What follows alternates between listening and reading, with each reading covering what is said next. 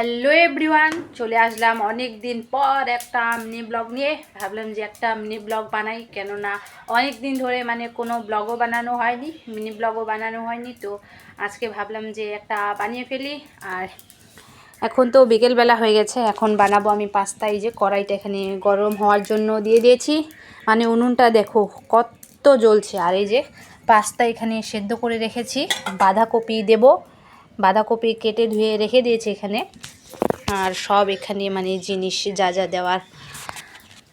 তো বাঁধাকপিগুলো অল্প কাটলে একদম যেমন হয়ে যায়, তার জন্য অনেকগুলো কাটা হয়েছে, পাওয়া যায় না পরে খুঁজে, তার জন্য অনেকগুলো কেটেছি আর দিব। এই যে বিকেলবেলা সব ছাগলগুলো খাওয়ার অপেক্ষায়। এই যে একটা, ওই যে ওইদিকে একটা বসে আছে।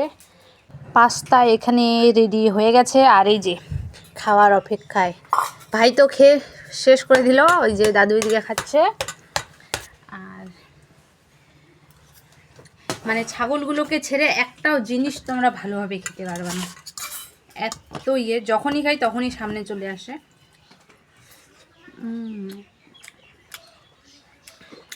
সেই টেস্টি। তো চলো আজকের ব্লগটা এখান থেকেই, দেখা হবে নেক্সট মিনি ব্লগে। তারা